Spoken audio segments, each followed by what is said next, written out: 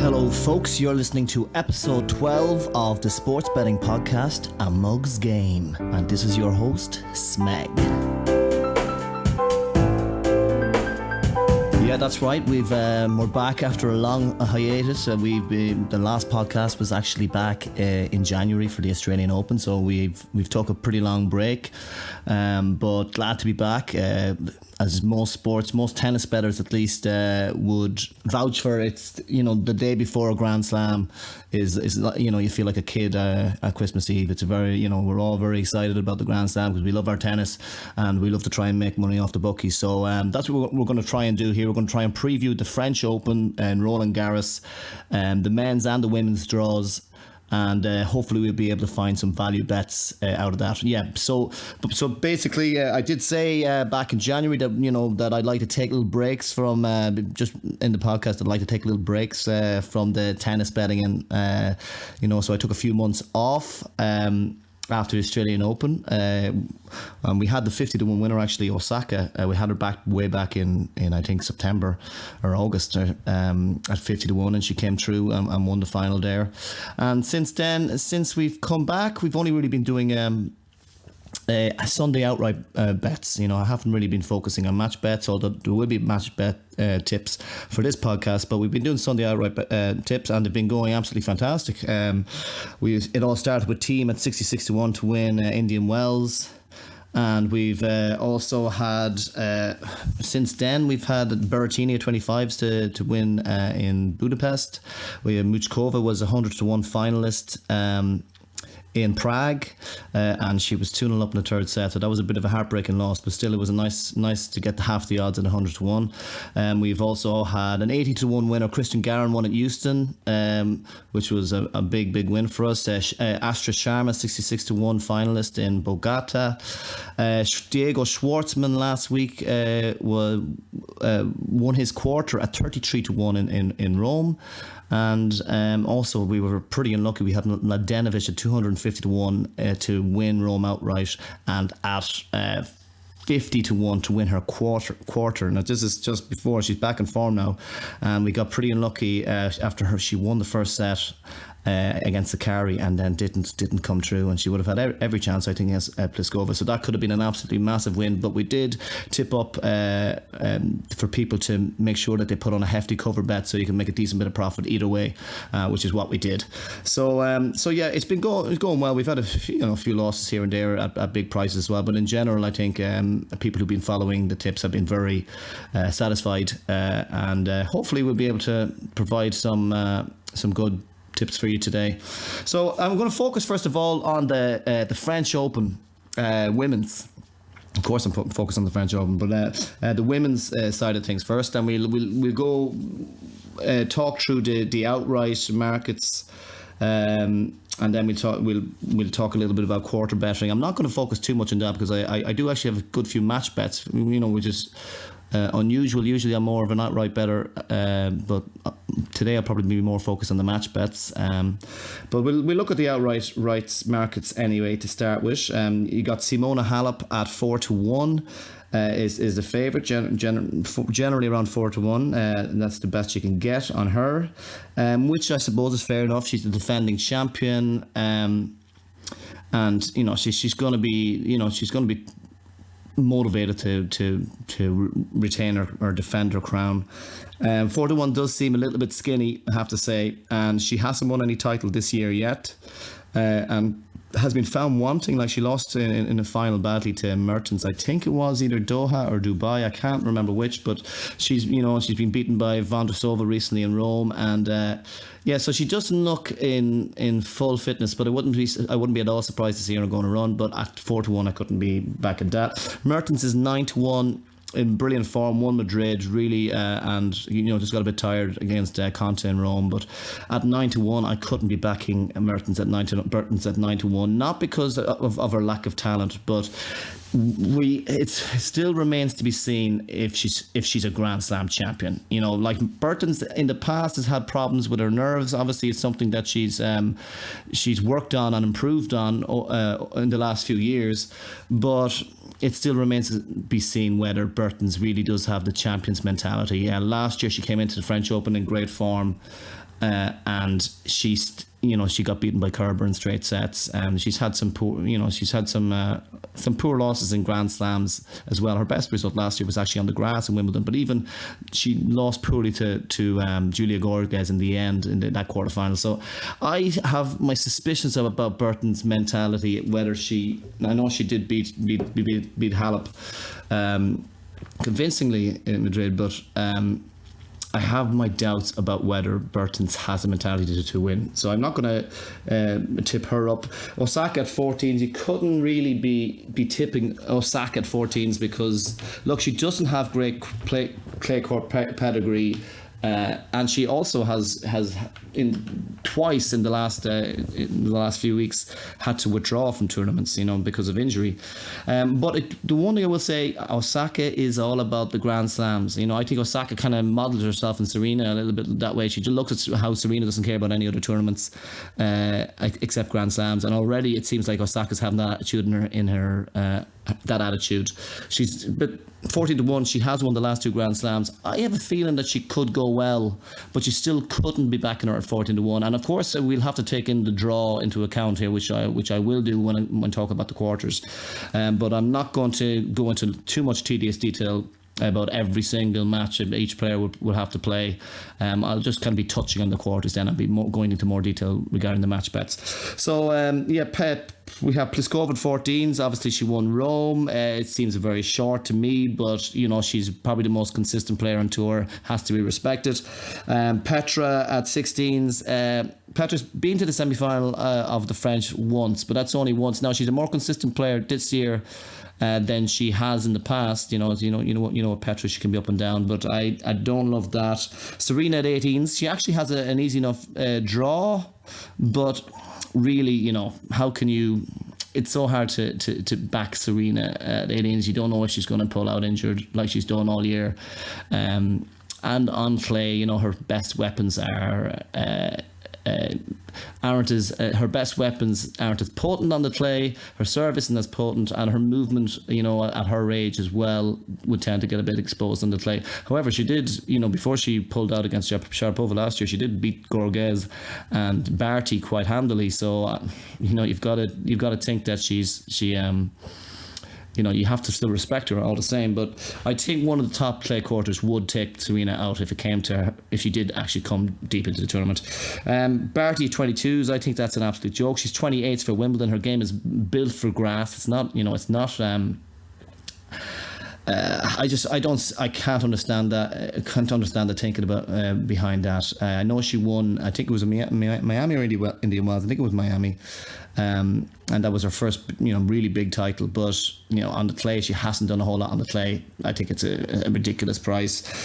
So we go through it. Keys 33-1 semi-finals from last year. I've backed Keys a few times in the hardcore in the US Open, and she's done well. She has been to. She was in the US Open semi-final and final 2 years in a row. French Open final last year, or semi-final last year. US Open final and semi-final. French Open semi-final last year. But she did really benefit from a good draw. The clay does kind of suit her game. In some ways, obviously her serve wouldn't be as potent on it, but it does give her that bit more time to set up her big shots that in some ways that she struggles with when she plays on grass. Even, a lot of people think that's her best surface, but I'm sure Evgeny Rodina would disagree with that assessment. But I don't love it.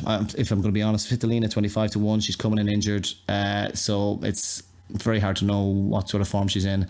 And plus, is she really a Grand Slam champion? She's kind of the closest she came. It was a few years ago when she was destroying Halep, and then Halep made an unbelievable comeback. But it's not looking. That was in the quarterfinals, but I can't be backing it. So I'm going to go to my first tip. My first tip of the of the podcast is the person I was telling myself, I was promising myself, okay, she's let me down a few times in the past, and I'm not going to back this person. I'm not going to back this person or this girl, but I just cannot resist at the price that she's been offered, and this is, he can almost guess, is the Spaniard Garbi Muguruza. And I'm not tipping it because I really fancy her to win the tournament. I'm just tipping it because it's the price is very, very attractive, and that is at 33-1 with Bet365. Look, she came into the tournament last year. She was about 10. I think she was 10s, and then she might have peaked at 14s, and she didn't come into the tournament last year with any sort of real form, and she got to the semi-final at the French Open. She does love it at Roland Garros. She's the 2016 champion. It's probably her most consistent Grand Slam. I think in the last 4 years, the worst she's done is a fourth round loss to Mladenovic. She was at quarterfinals 2015, won in 2016, 2017, fourth round, and semi-finals in last year. So she has an amazing record. She's got the first two matches are fairly I think easy. I think Townsend is in the first round, which she should be able to take care of, and I can't remember the second round. I'll have to look at my notes in a few minutes, but then she'd have to probably would have a tough one. She'd probably have to face Sloan, and then maybe Burton's, and that's even before she gets to the semi-finals. But having said that, she did beat Burton's earlier on in the year. I think when Muguruza finds her game, she is one of the best players in the world. Like, just from sheer talent, she's one of the best players in the world. She has Sam Simic, who coached her to win it in 2016. He's back in her camp. She's already won. Her form has been a bit patchy this year, but she did win, I think, in Monterrey. And look, with her talent at 33-1, former finalist, last year semi-finalist, it is her most consistent slam. I've been reading some quotes about her saying how much she loves Roland Garros, and she's really looking forward to it. I don't think she probably feels the same pressure as she would have in the past. I think it's a great price despite her draw. I think when she's on her absolute A game, she is really, really hard to beat. And if there is a tournament that is going to bring out the A game in her, it probably is Roland Garros. So that's the first tip. So I'm going to recommend a half point each way on Garbi Muguruza at 33-1. Then you've got Bencic at 40s. She is not really a clay quarter, and she's had a great year this year, but not really a clay quarter. Is there any other prices there? Wozniacki obviously at 101.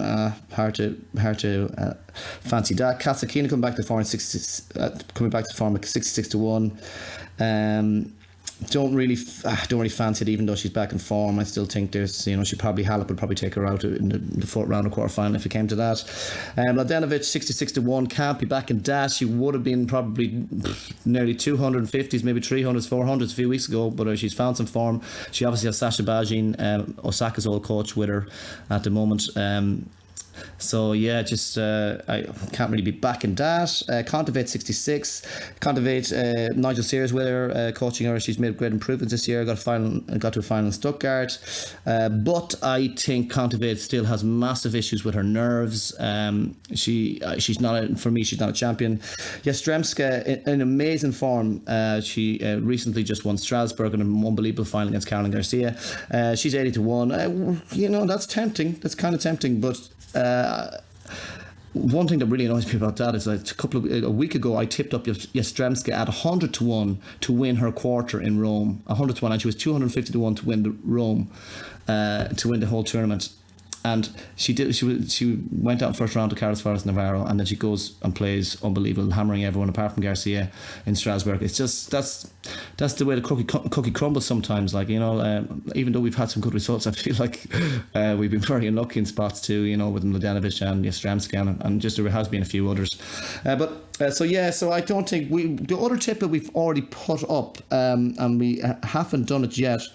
I forgot to mention Kerber, 40-1.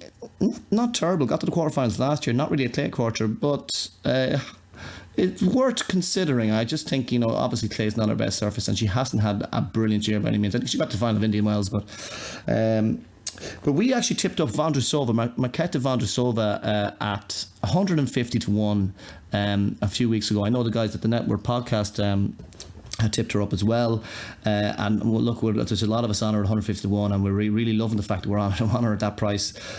So she's at 50 to 1 now, so you couldn't really be tipping her any now. And she does have possibly Kerber in the second round, which isn't that nice, but she isn't in the easier half of the draw, I suppose, which is the only sort of solace that you can take from that. But the last person I will mention is Bianca Andreescu. Now, she's been totally gone since Miami. Just to mention, actually, with Vondrousova, this is a really, really exciting time, I think, for women's tennis, because we got some I love from a betting point of view, I love it because it's so open. It's so open. However, I think regarding the French Open, the hierarchy is a little bit more pronounced about clay court ability. It's a bit more pronounced than, say, on the grass. If you look through a lot of these players like Osaka, Serena, Petra, Pliskova, Barty, probably Keys, Bencic, Wozniacki, even, Sabalenka, Kontaveit, or maybe not Kontaveit, but like all those top players, they really would be, you'd be giving them a lot better chance on a hard court or a clay court, and you wouldn't really, it'd be much harder to kind of pick between them on a hard court or a grass court. I mean, but on the clay, there's only a few players that you can actually, there's far less players that you can actually say, well, this person is more suited to clay. This is their ballpark, so to say. You can only really say that about Halep, I suppose, and even she would have a decent chance, and Halep and Bertens. But most of the top players would probably consider clay one of their weaker surfaces, so you have maybe Halep, like Muguruza possibly prefers clay to grass, but she's a champion on Wimbledon as well, so it's really much of a muchness. So, but as I was saying, it's a really exciting time for women's tennis as well, because we have some brilliant young players coming up. Like, as I said, Vondrousova 151. Watch this girl play if you get a chance soon, because she has so much variety. Her drop, she's probably the best drop shotter on tour. And she plays with a lot of spin. She defends really well. Probably doesn't have brute strength and power, which might hurt her. She can't really, I've noticed that she doesn't really flatten the forehand down the line very well, and I think that could cost her, against some of the top players, just to have certain shots that you're not able to pull out of the bag. But she's brilliant. Andreescu at 66 to 1.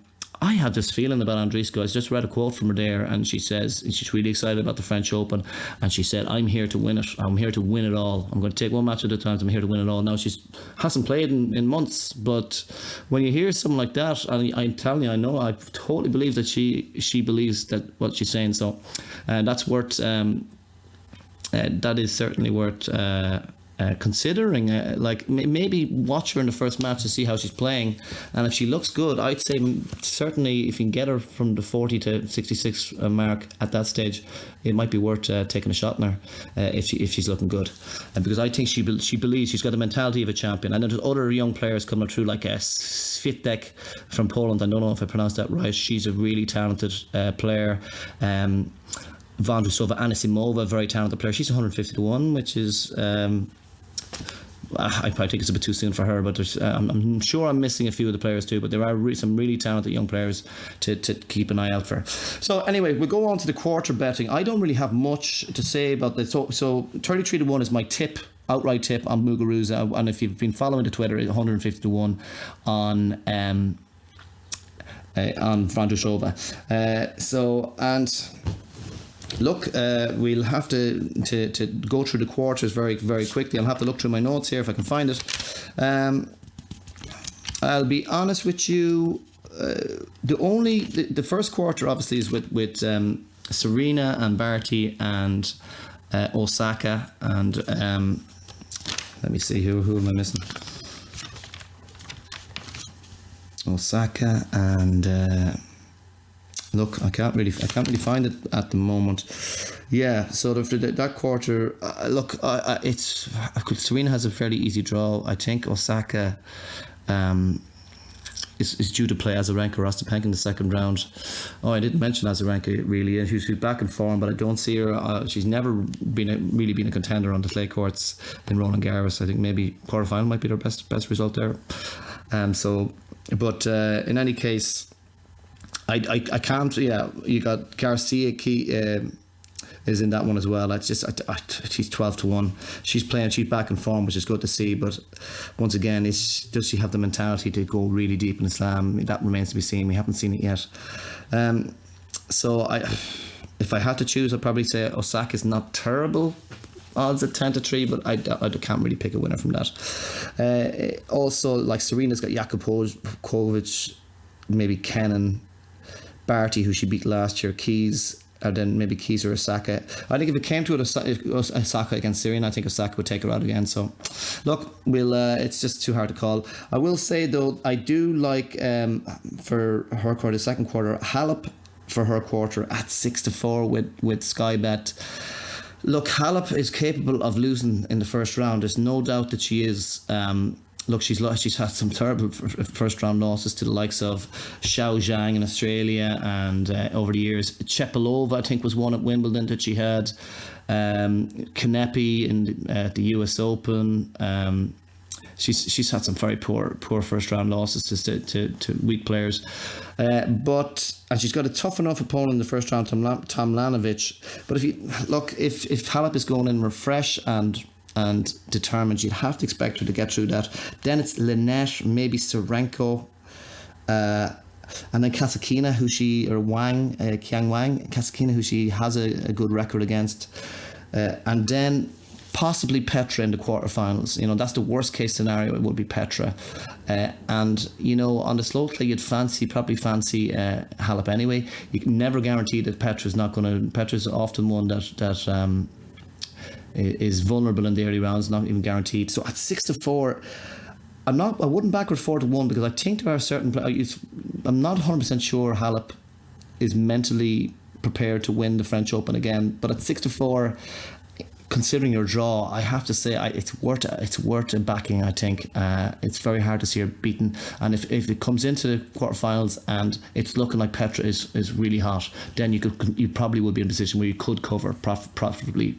But at 6-4, I'm going to tip up to win her second quarter. Simona Halep to win quarter 2 points, a 2 point tip. All right, good. Quarter 3. This is the one with Bertens at 2-1, and you've got Sloane in there. Last year, of course, we had Sloane at 151 last year in the French Open, which I never resist the opportunity to make that point again. Like, I'm sure people are fed up with me saying it, and that was another heartbreaking loss where winning by a set and a break, and then Halep comes back. It just seems to happen so much. But in any case, she's just 16-1 now. Look, I think she's more than capable of going on the run, and I do fear her, considering she lies in Muguruza's path. But considering Sloane is always a little bit vulnerable to shocks herself and poor performances, like that really poor performance in the quarterfinal of the US Open against Sevastova. And look, I think Muguruza, she'd have to get through Muguruza and Bertens. Bertens probably has a good run to the quarterfinals. I think Bencic will be her hardest opponent, but Bencic isn't really a clay quarter. I still have doubts over Bertens' mentality. I know when the pressure's really on, I think sometimes she can break down. So I'm not going to be tipping anyone in that quarter. And in the fourth quarter, you've got Pliskova, Kerber and Vondrousova are the main ones in that quarter. But once again, I like Pliskova's obviously the favourite, but I'm not going to tip anything there. Hold on a sec. I'm not going to tip anything there. I'm just going to hope Vondrousova can come through it. Yastremska, I think, could be. Did I see somewhere that she was 20-1 to win that quarter with, I think, Betfred? I think that could be worth a half point considering her form. At 20-1, I think that could well be worth a half a point. She played brilliant. She hammered Sabalenka, and she beat her comprehensively, and also she has beaten Garcia in the final there. So the clay is a bit slower in Roland Garros than it is in Strasbourg, so obviously it'd be a bit harder for her to hit through the ball, and she does have Suarez in the first round. But I think if you're going to pick a bet there, a bet in that quarter, half a point on Yastremska.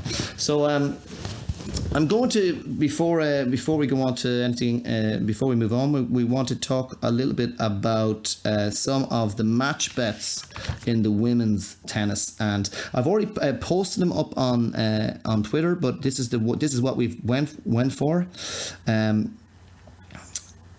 We've went first of all we went for Putintseva at 8-11 to beat Rebecca Peterson. Now Rebecca Peterson is a solid player, solid clay courter, doesn't have fantastic results. Putintseva is off the back of a great win in Nuremberg, where she came back from a set down to beat Zidansek.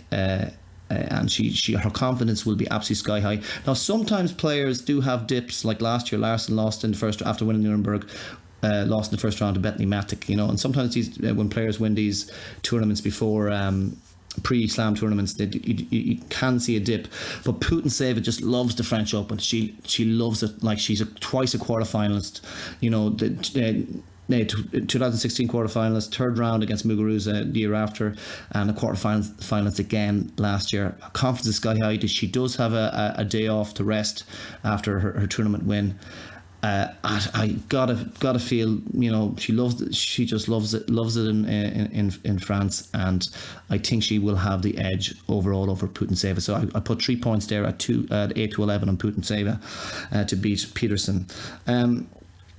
Another one that appeals to me actually is I'll have to find them in the notes. Yeah, this one is a little bit out, left field, but the money seems to be coming for Sorribes Torma, is that how you pronounce it, or Sorribes, against Alison Van Oudvank. But personally, I fancy Van Oudvank there.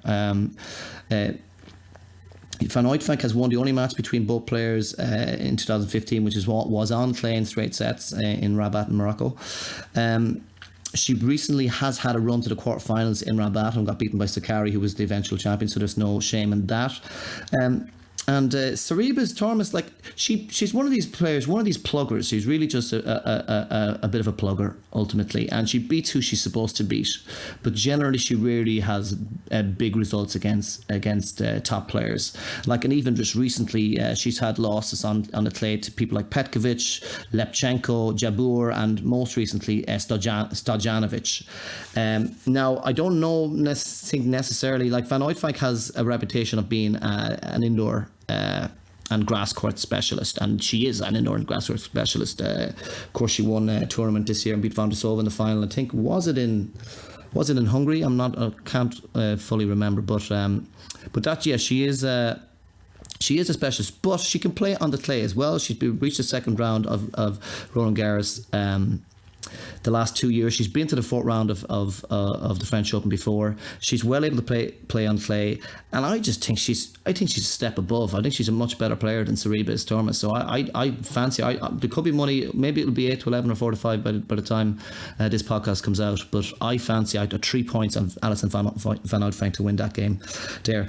Now the other one is Gasparian to beat Blinkova. Now Gasparian, the only thing, I'm only going to tip up at 1 point on Gasparian here, because there are doubts over her fitness.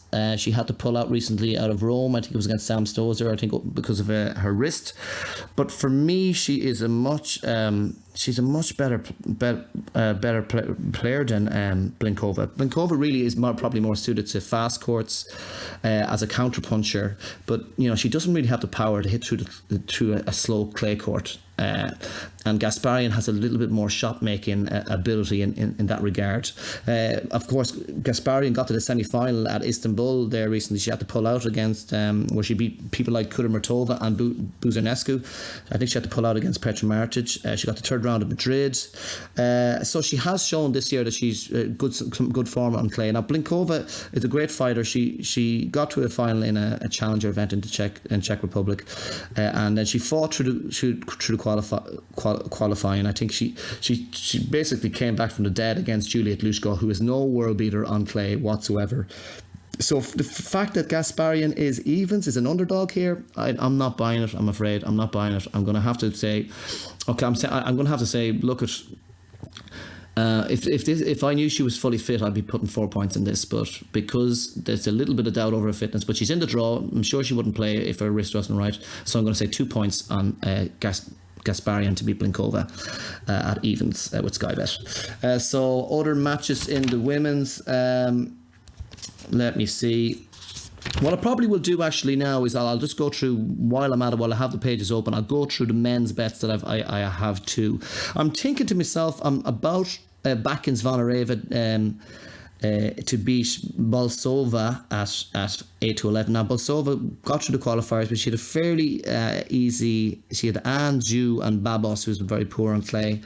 But she's had recent losses to people like Baines, Kozlova, Barbara Haas, Magdalenette, and Bogota.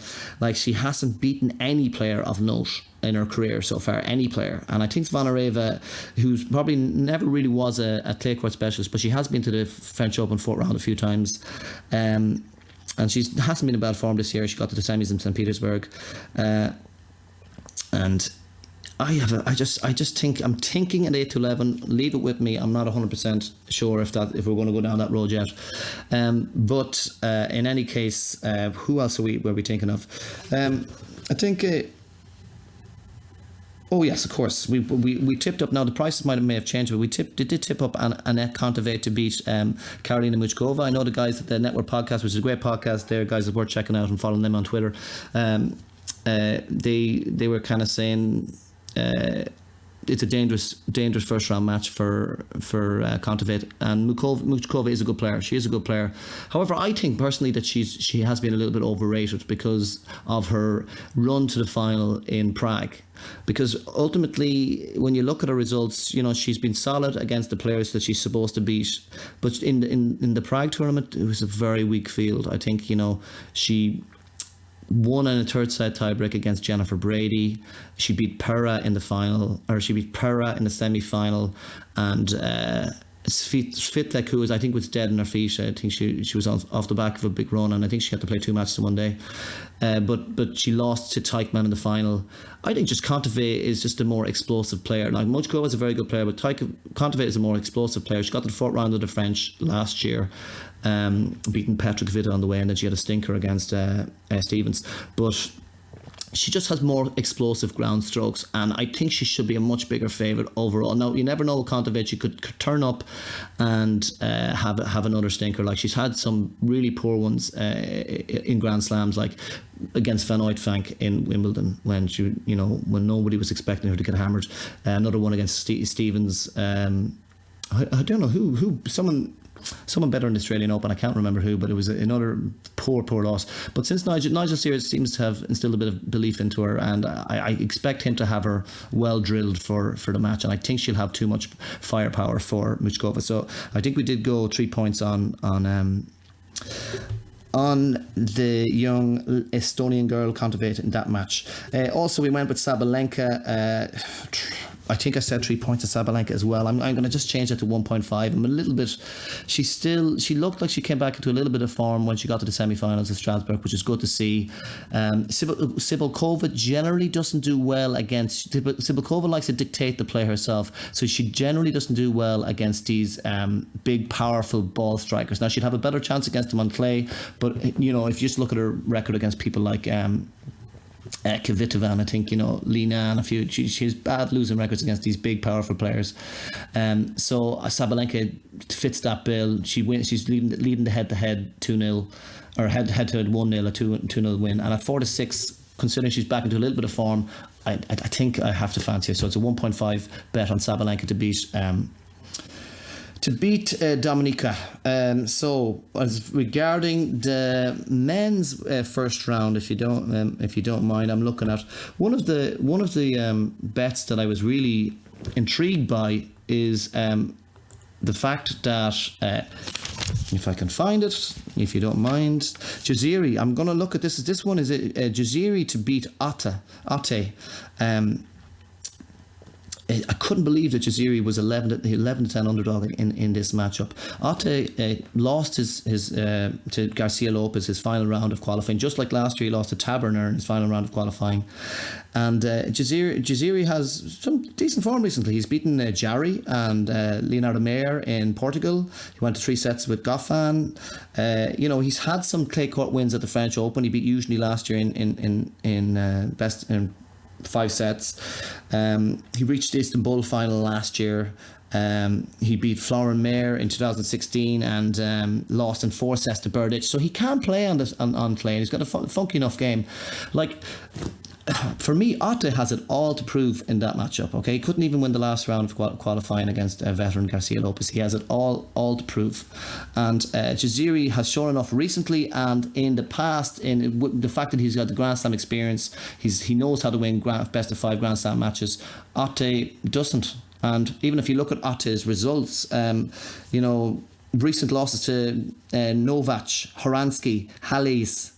He got a run to a challenger final recently in Italy and lost to Travaglia, but he really is a very ordinary player. So I think Jaziri deserves a bit more respect than that. So I'm going to go 2 points on Malik Jaziri to beat Otte. I don't even know his first name, but I've seen him. Maybe only. I'll be honest. I've only seen Otte a handful of times. He's just basically a kind of a standard challenger level clay courter from what I've seen anyway, at least. So any other bets that appeal to me there in the men's? I've already tipped up Leonardo Mayer to beat Jiri Vesely at evens. Now I think Mayer has gone favourite. He may even have gone 4-6 favourite. So I hope you followed that. But just regarding Florian Mayer. Regarding Vesely, the Mayer leads the head-to-head 5-1. That's a fair, sometimes you can't read too much into head-to-heads, but that's a fairly emphatic head-to-head lead over Vesely. Vesely's been very poor on the clay over the course of the years. He seems to bring his best tennis for grass these days. I don't know what it is about clay. Maybe he doesn't have the patience for it. He's had recent losses to like Fritz, Beischinger, Mazur, Haley, Sinner, Viella Martinez. That's all in play in the last few months, and he hasn't really had any outstanding results. Mayer hasn't set the world alight by any means, but generally he's pretty good in the Grand Slams. He beat Koppel recently at Monte Carlo. He pushed Nadal to 3 sets in Barcelona. He beat Lajovic in Estoril. He's had some poor losses as well to the likes of Armand Jaziri and Sousa as well, but generally speaking, I just think he's a better clay court all around, and there's more reason to, I think, get behind him than Vesely, because Vesely's French Open record has been very poor in recent years. Now, one thing I'll say about this, if you're going to be backing that, back it with Bet365, because Bet365 have an offer which is very hard to turn down, is that if your male player wins the first 2 sets, even if it goes on to lose, you're going to get paid out anyway. So, and it's the same story with Jaziri. Any of the men bets I'm tipping up, I think you should be putting your bets on with Bet365. So it's worth mentioning that. Also, we tipped up. My first tip was on Basilashvili to beat Londero at 8-11. Now that's gone into 4-7, but I'll just go through the reasoning very quickly on that. Basilashvili, he recently reached the semis in Lyon. He beat Tsonga, Jera, Fucsovic, and then got beaten by Felix Auger Aliassime. I think that's how you pronounce it. I don't know, but Londero had won Corboda, and that's basically why the price was so the difference in price, or why it was so close together, the prices. He's been beaten by the likes of McDonald and Martyr. He won Corboda, and in fairness, he did beat Peya and Delbonis and Jarry in that tournament. So that was a good run that he did. But since then he hasn't really done a whole lot. He's had lost to Sousa, Suevez, Harrison, Lasco, Felix, obviously Vesely, Pair, Albot. Now, not bad players by any means, but he just hasn't really pushed on since then. I think Basilashvili is a class above, really. He's had some good Grand Slam. He's got the Grand Slam experience. He's had some good results in the French Open in the past. So for me, at 8-11, he was one that really had to be backed. And hopefully he shows up in the day. The fact that he lost to Felix, I think, in the semi-finals is good too, because he gets that extra day of rest, and he probably won't have a tournament letdown after winning a tournament. So, and also I went with Ramos. Now Ramos is 6-5 against Jera. Oh, sorry. So I went 3 points there. I'll only recommend 1 point on Ramos to beat Jera, because Ramos is my man. I just feel that when the French Open comes, he brings his best tennis. He had a run to the quarterfinals there in Geneva this week. Got beaten by Delbonis. He's had some, his form has been patchy enough, but not. He hasn't been in terrible form by any means. In Rome, he beat Munar, Monfils, Casper Ruud, Nari. He took Medvedev to 3 sets in Madrid. So he's had some good results. And he's playing against Jura, who has also had some good results this year. He was in the Budapest semi-final, beat the likes of Del Potro. Obviously, he won in Brazil, where he beat Felix in the final, Felix Auger Aliassime. So I think was that with the Rio Open. So that was obviously his maiden title and a very great achievement for him. Having said that, he has had losses to Basilashvili, Silic in Madrid, Peja. And I just prefer Ramos over 5 sets in Roland Garros. He's such a consistent, tough player to beat in Roland Garros. The last few years, he's been to the 3rd round, 4th round, and quarterfinals, and it's always taken a good player to beat him. So for me, I'd be inclined to have Ramos as the slight favourite there, not Jera. Jera hasn't really proved it over 5 sets in Grand Slams yet. So I think it's all on it's for Jera to prove himself. I think Ramos, in my mind, should be the favourite in that match. So if you're looking for some underdogs, one of the underdogs that I quite like is Robin Hasse to beat Philip Kohlschreiber at 3-1. Now, Kohlschreiber does lead the head-to-head 3-1, but Hasse won the only match in clay. But I don't think that matters so much. Kohlschreiber has had a great year so far. In fairness to him, he's been playing well. If I can find the notes on Kohlschreiber, that'd be great. He's been playing well. Obviously, he's had the win over Novak. I think was it Monte Carlo that he had that win. I'm not sure. But in recent years, especially on clay, I think he's lost. He's lost the last 3 first rounds that he's had on the clay. Now, if I might well have lost my notes on that, so I might have to find the research on it again. It's here somewhere. No, so look, I'll get back to the Robin Hasse one later on. I was a little bit taken back. I think Dennis Kudla is borderline looking value at 13-8 to beat Kecmanovic. Kecmanovic doesn't have much 5-set. Hasn't got a whole lot of 5-set experience. He's beat Hurkacz recently, but he's had losses to Laxinen, Millman, Weimer, Donati. Kudla is no world beater on the clay himself, but he has qualified. I think last year he came through qualifying on the clay and he beat Thompson. So he beat Thompson recently. Look, I probably will leave it. It's just one that piqued my interest. Now we're running on to. We're going to try and get through this. Oh yeah, I'm also going to tip up a double on Lajovic. He's actually 4-9 to beat Montero. Montero, I think I'm quite surprised that is like Montero. Lajovic got to the semi-final, or got to the final of Monte Carlo, and he beat Dominic Thiem on the way to doing so, and he totally deserved to get there, and he got beaten by Fognini in the final. And he has the 2-1 head-to-head record, but obviously one of those matches was in 2014 when Montero was only a boy, and the one he lost, he had to retire injured, so it wasn't really a loss either. Montero just had an easy qualifying route. Safwat, Cornut and Miedler, you couldn't ask for an easier qualifying route than that, so he got through it. But at the end of the day, Lajovic is a big step up, and Lajovic has had a good year. Last year he beat Vesely and he pushed Zverev to 5 sets. He generally is a good man to show up in the Grand Slams, and I just think he's a class above Montero. So I'm going to put him in a double with Caroline Garcia 2-9, and when you put them together, it's at 5-6, and Garcia just looked, is back to form after a run into the final in Strasbourg. Lost a very tight, great match against Yastremska in a 3rd set tiebreak, but she'll take confidence from such a great effort, and she loves playing at home in front of her home fans. I don't think the slow conditions would Bartel hasn't been in terrible form by any means, but I don't think slow conditions will really suit her. I just think Garcia is going to take that match. So that's a 2.5 points at that on that double at 5-6. And we're moving on. I noticed a lot of bets there. Yes, I found the Kohlschreiber thing here. Okay, so I have to say, all right, so basically Coles is good form. He's had good wins over the likes of Kachanov, Chechanato, Simone and Novak Djokovic.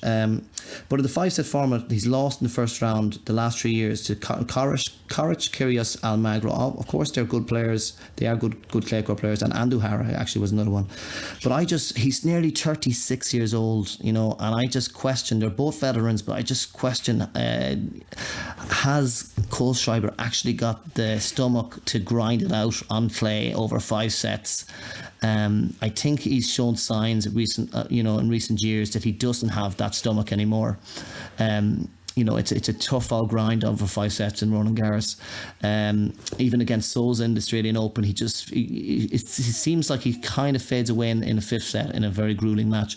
Now, hasn't had brilliant results in Roland Garros himself, but he always seems to play a pretty tough opponent. He's had some tough first round matches, and a lot of them have gone to 5 sets. Just at 3-1, I think there's value there on Robin Haas to come through once again with Bet365. If he takes a 2-set lead, he'll end up winning.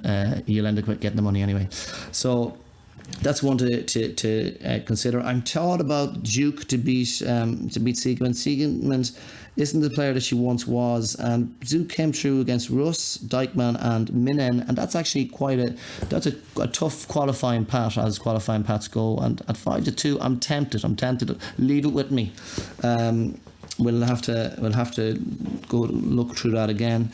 Gulbis at 11-4 is a little bit tempting. I know Casper Ruud has sort of had a breakthrough year, but Gulbis does like the big stage. He likes the big occasion. He came through qualifying at Roland Garros last year and won. He won his first round match.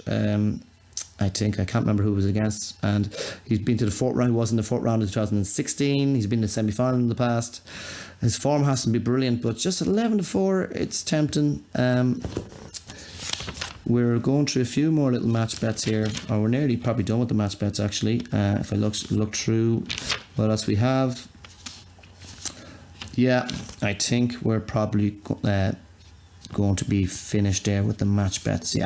So as far as just going through the outrights in the men's, and I'll try and wrap this up as quickly as I can.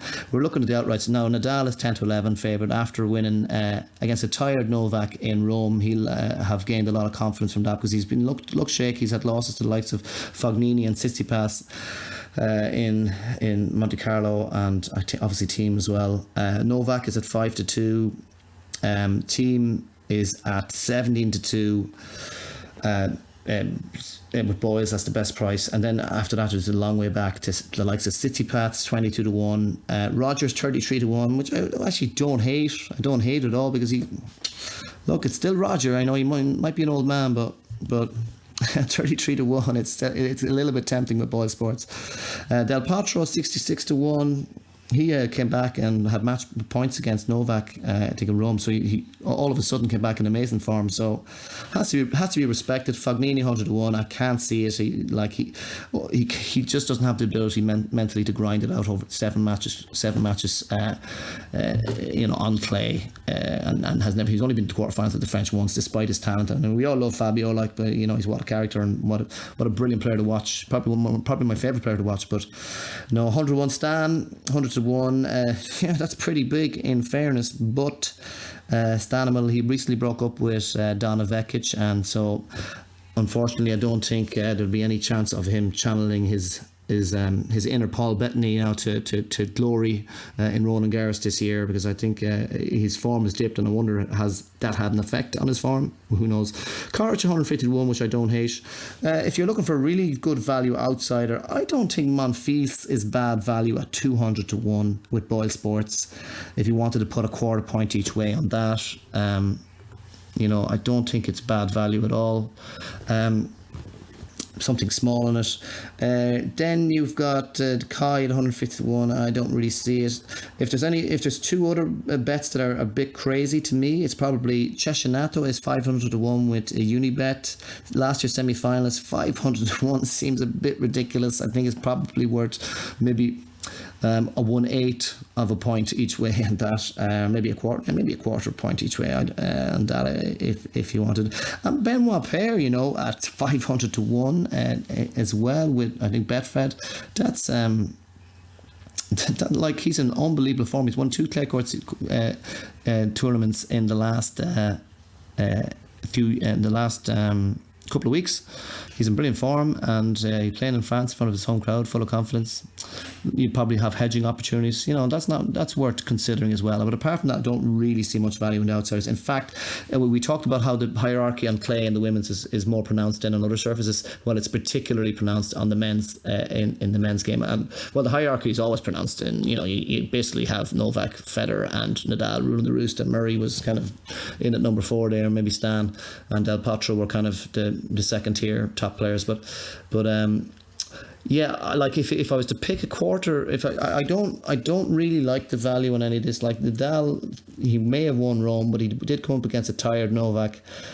He does have a lovely draw, and like what will happen is he won't have to play. He's going to avoid either Novak or Thiem, which is a big deal for him. So it looks like it's a good chance he will be in the final. Because Novak and Thiem look like they might have to play each other in the semi-final. But if I'm going to pick a bet out of all that, I would probably say in the for your quarters, I'm going to go a 3-point double on Novak to win his quarter and Nadal to win his quarter. Nadal is 2-7 with Sky Bet.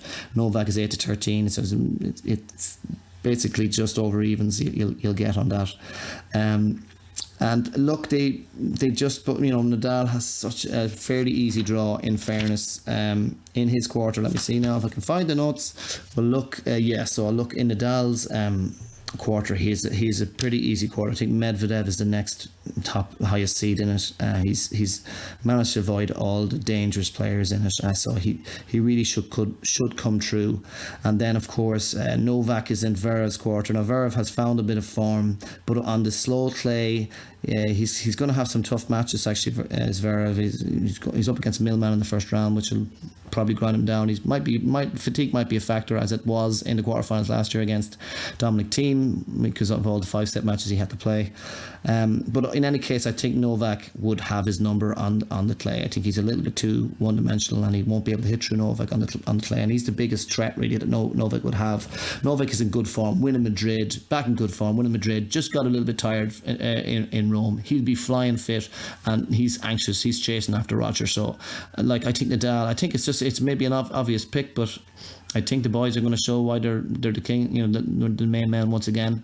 And so I would say 3 points, Nadal, Djokovic. Djokovic to win the first quarter, Nadal to win the fourth quarter as a double. And regarding the other quarters,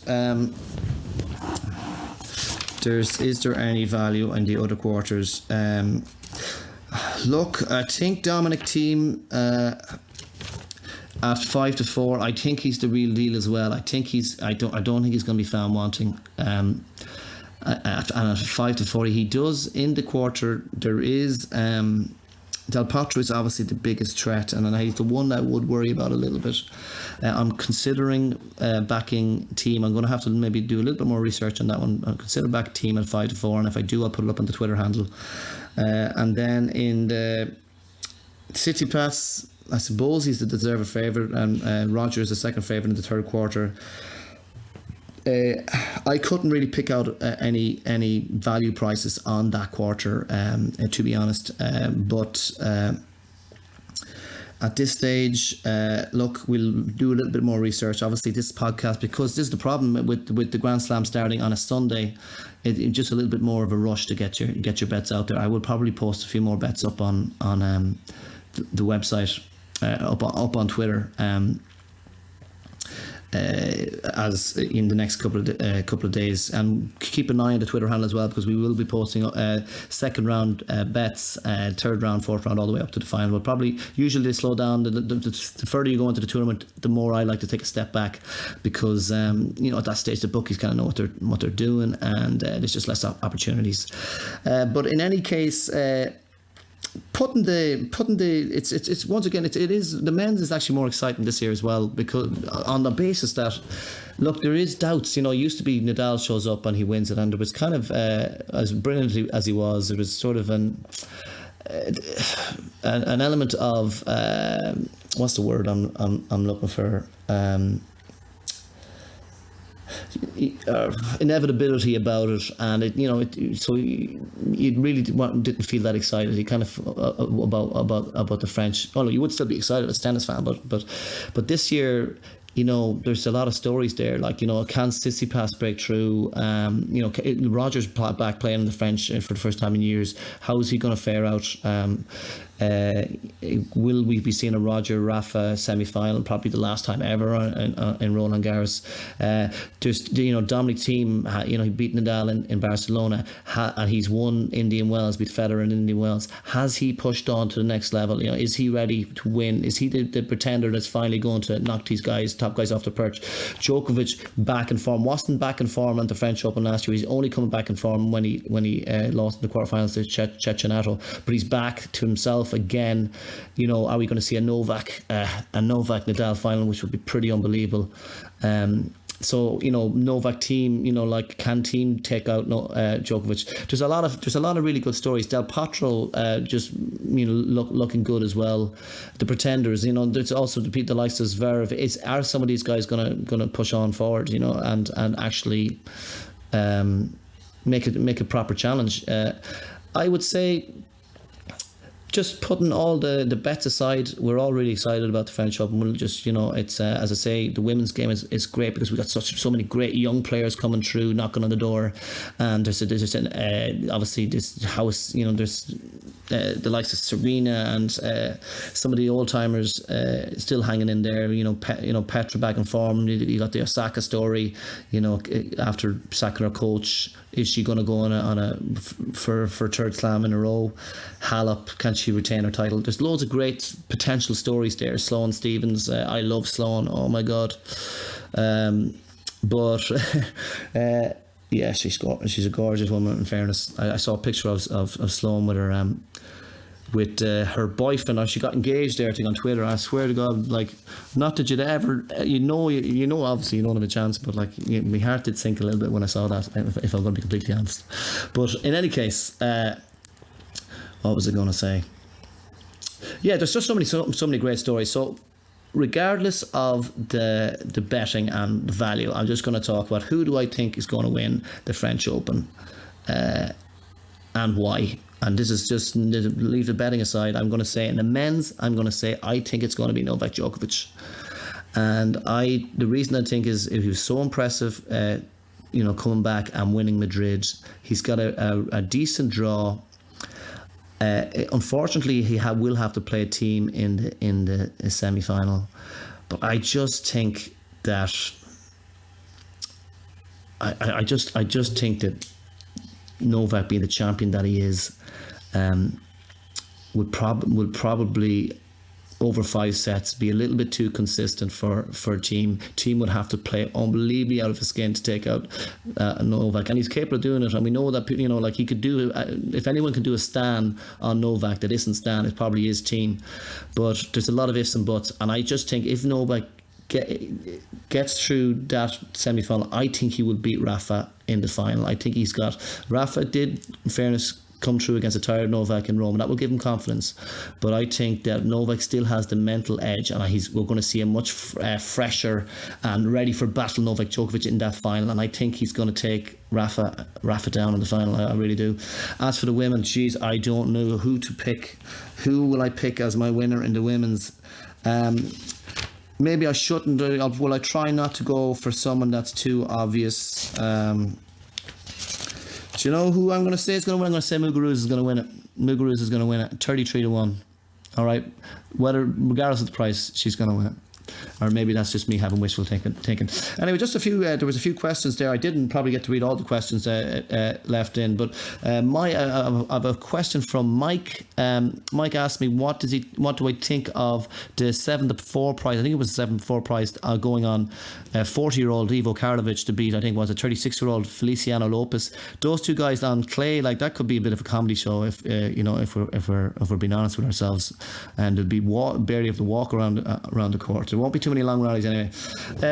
Karlovic leads the head-to-head 6-4. I don't think they've ever played on clay. You'd have to say, jeez, it's hard to know. If you are going to bet it, I probably would bet Ivo. But just at 40 years old, he got well beaten by Mutet last year. I just don't know if he can move around the clay court anymore at all. And Lopez did recently have a tight match. Who beat him recently in quite a tight match? He did take a set off a decent clay court recently. I can't remember who it was. Maybe it was Ramos, possibly. But I think, and he's had a few more wins recently. Like, we haven't seen Ivo in a while, so I'd be staying away from that one. Also, if I can just look at a few of the other messages here, we got a question from Siddhant from India, and his question is, I think I've missed it. Sorry, Siddhant, if I have missed it, I will find it. Slim Brian asked for predictions for tomorrow. Well, I'll give you my predictions for tomorrow's matches, so I hope you enjoyed them. Now, they're predictions based on what I think is value. It's not necessarily who I think will win. It's just it's more about value to me. I have to say, I thought Bublik at 5-2 stood out a little bit against Molliker, who is 18 years old, doesn't have much 5-set experience, so that's one I'll consider. So let me see. How far do I think Demonar can go in the French Open? I think he'll win his first round. I think he's playing Bradley Clan in the first round. I don't think he can go far. Will go too far. Doesn't really have the game for clay. Doesn't really have the power, the brute power to hit through. He probably does have the fitness. He does have the ability to move around the court, but doesn't really have the power to hit through the court. So he's going to find it hard to win points. On his own terms, I think so. But he should beat Clam in the first round at least. Is there any other questions? No more questions, I don't think. We kind of left the questions a bit late. But in any case, guys, thanks for listening to the show. I hope you enjoyed it. If you have any questions in the future, let us know. Make sure you tell your friends, share it on WhatsApp groups and stuff. If you enjoyed the show, you can get us on Mug Podcast or a Mugs Game Podcast. You can follow us, our handle on Twitter, Mug Podcast. You can subscribe to our YouTube channel called Mugs Game Podcast. That's what we call it, Mugs Game Podcast. You can download us on iTunes or Stitcher or Acast or any of those ones. And best of luck to all the punters. We're really looking forward to making some money off these evil bookmakers, and also just to enjoy the tennis, because we've got 2 fantastic weeks of tennis coming up. So hopefully you will all enjoy, and we'll chat to you soon. Thanks very much.